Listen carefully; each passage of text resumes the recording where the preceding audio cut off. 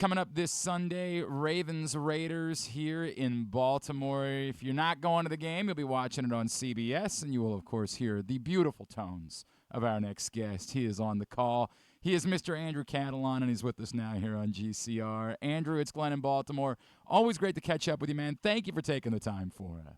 Yeah, of course. I appreciate the kind intro, and I'm really excited to get back to Baltimore. Yeah, it's always a festive atmosphere here, and of course there's always, for play-by-play guys, the fact that you're doing a game that involves Lamar Jackson, so it should be fun, right?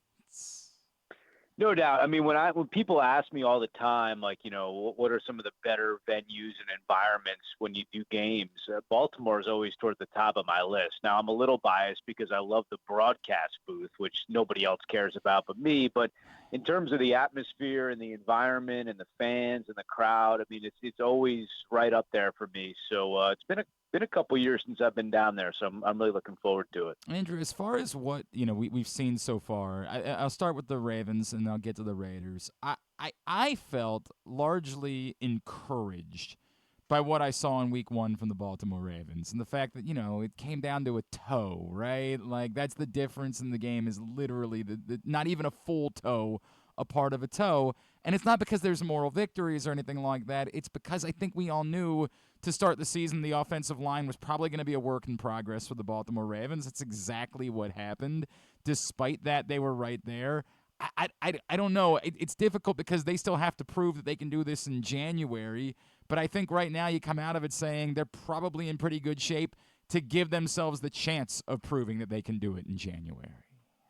Yeah, I'm in the same boat as you. I feel like, obviously, the disappointment of not coming away with a win is always going to be there, but there was a lot of positive signs. And, you mentioned the offensive line. I think that, going into an environment like that on opening day when they raised the banner, there's a lot of things that can go wrong in that situation, but I think a lot of things went right for the offensive line. And, I think the offense showed that there's going to be different ways they can beat you. We saw Lamar running. That's another dimension that, how much of that are we going to see this year? I just think there's a lot of things that opposing defenses really have to consider after what they saw from the Baltimore offense on opening night. It's interesting you bring that up because we heard John Harbaugh the other day say, hey, we don't want to be just Derrick Henry 30 carries a game. And that sounds right. Like, I don't think the Ravens brought in Derrick Henry to suddenly say we want to be the Tennessee Titans of the last few years and just give the entire identity of our offense is going to be Derrick Henry.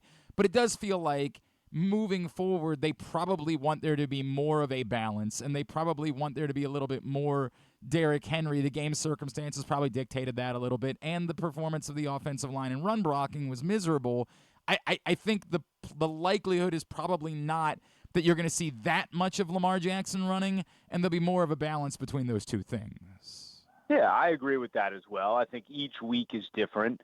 I also think that, Derrick Henry, obviously the Ravens need to protect Lamar Jackson, but I do feel like Derrick Henry is a guy that you want to – there's a lot of tread on the tire. I mean, he had 280 carries last year. He's now 30 years old. This is a team that wants to peak in January, and I think they're going to need to make sure that Derrick Henry is fresh when you get to that point. Again, that doesn't mean there should necessarily be more on Lamar's plate running, but I don't think there will be. I feel like this is a balance that will go on throughout the course of the season. And again, I think it's a great addition for Baltimore, especially, as you said, if they don't use him 30 times, if they use him 15, 20 times, and then maybe it increases as the season goes on. I think that's kind of what would be a really perfect game plan for them. Andrew Catalon, he'll be on the call Sunday for Ravens-Raiders. He's with us here on GCR. And to your point, yeah, I think he's here for January, big time. What else interests you, right, Andrew? The story of the Ravens, and I hate to say it's boring for us, but the story of the Ravens really is about the postseason. So in the 16 games that still remain between now and when they're hopefully, for our sake, doing that, what interests you in trying to figure out, hey, is this the team that can finally break through and get past the Kansas City Chiefs? Yeah, well, we have our weekly production meetings where we, asked to talk to Coach Harbaugh, Lamar, and a couple other players or coaches. And this week it was a priority for me to sit down and talk to Zach Orr. I think that's a really Yeah. fascinating story. He's 32 years old, as you know. He's never called plays before. Obviously, he's had some great training. I think that's an interesting storyline for this Baltimore team. How does he evolve? What is he like? How does he handle tough situations? I'm very fascinated to meet with him, in person this week, and I think that's a big storyline for Baltimore. And I know that it's the Ravens defense, and he's a Raven, and he learned from Mike McDonald, and all the great line of defensive coordinators, and it's the system that's in place. But to me, that gets a little overblown. I mean, he's going to have his own wrinkles. He's going to have difficult situations. How does he face that? To be so young and to be put in this position, I think that's a really interesting story for Baltimore this year. No, I think it's a great point, and I think that we saw again some positives in week one. Obviously, the timeouts that they had to waste and communicate, that was a problem. And then I think the other issue that we're looking at with this Ravens defense, and we'll see it for the first time, no Kyle Van Noy for a little bit, right, with the fractured orbital. We saw David Ajabo get in the mix, but like these young edge rushers, they're going to need some amount of production from that group. And, the confidence, I got to be honest with you, Andrew, is fairly low for me in that department. Yeah, and I think that's fair in the sense of health, right? I mean, Ojabo has not been able to stay healthy. That's a big problem in his first two seasons. Can he stay healthy? I mean, he did have a sack against Kansas City. If he can stay healthy, can he be the guy that they thought they were drafting in the second round a couple of years ago out of Michigan before the torn Achilles on the pro day? So, again, I agree. That's a big question mark. I think a lot of it is health. When I think of the Ravens over the last few years, Marlon Humphrey played 10 games last year. Ojabo only played 5 games in the first 2 years. I just feel like if this is a team that stays healthy, they will produce, they will deliver because they're talented and they have the right system. Again, you can make that case a lot of teams. Are they going to stay healthy? But I think it's especially important for this Baltimore defense. Yeah, I think it's a very good point. All right, let's go to the other side of things, Andrew. And I feel like on paper, it's easy to look at the Raiders and say, this is kind of a transition season, and it's ironic that like we're dismissive of Gardner Minshew, remembering that Gardner Minshew, beat the Baltimore Ravens a year ago when he was an Indianapolis Colt. But are they more dangerous? Are they more compelling than perhaps we believe they are when we look at them on paper? Yeah, I watched the game against the Chargers week one, and, you look at the final score, 22-10, the offense didn't do much. They turned the ball over. It's a little misleading. I mean, they played a much better game than the score would indicate. Their defense actually played really well. I mean, Justin Herbert was shut down. That Chargers offense did not do much, aside from a couple of big runs late. J.K. Dobbins providing one of them, ironically. So, I watched the tape, and it didn't look as bad as the score. And, I do think their offense is very capable. I mean, they have Devontae Adams and Jacoby Myers at receiver. They have 2 really good tight ends in Michael Mayer and Brock Bowers, who was the 13th pick in the draft. There are some pieces here. I think there's questions about Antonio Pierce.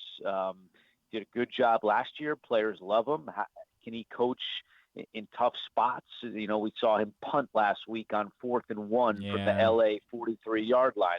That backfired. So, it's I don't know what to expect from this Raiders team, but the thing I would caution Ravens fans about is they didn't look as bad as the score would indicate after you watch the tape in week one. That's fair. I know there's always the concern about like the proverbial trap game. I don't know. The fact that the Ravens lost in week one, I'd be really surprised by them coming out flat in week 2.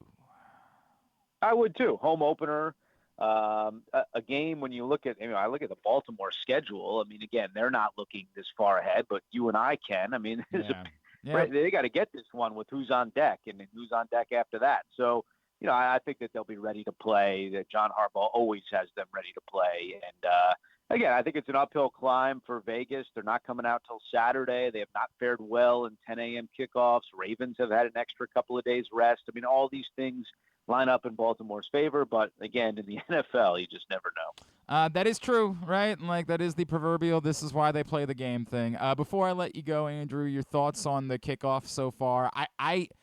This is very difficult for me because I have to admit to you, I hate it. It's too much. I don't like the fact that you guys have to go over the rules of that play every time. It just seems obnoxious for what we are used to the kickoff being. But every time I talk to a player about it, they're like, "Dude, I love this." So I don't think it's going anywhere. Yeah, I mean, look, I think that you're going to still see a lot of touchbacks. I Yeah. really do. I feel like if it was brought out to the 35-yard line, maybe it's a different story. I still think that you're going to see a lot of touchbacks. Now, will there'll be more, fewer touchbacks than last year? Yes, I do believe, and we did see a kick return for a touchdown in Week 1 by the Arizona Cardinals. I think there will be a little more juice to the play. But I still think that in a big spot, coaches might just elect to have a touchback, and we'll see. I think it'll evolve every week. We didn't see anything in the preseason with it. Teams were pretty vanilla. We saw a few new wrinkles in Week 1. We'll see what Week 2 brings. All right, Andrew Catalon. What's ahead for you after this week? We only know 1 week beyond this. Next Oh. week, I'll be doing the Colts as they take on the Bears. We were in Indianapolis last week for the Colts Texans. Houston looks legit. I mean, they have a really good squad. C.J. Stroud, is going to take the next step. So I think they're going to be a factor in the AFC. He is, Andrew. I think they're going to be a major factor. I think there's no doubt about it. At Andrew Catalon on Twitter is how you follow him. Andrew, always appreciate you, man. Look forward to seeing you in Baltimore on Sunday. Thank you for spending a couple of minutes with us this morning. You got it. Anytime.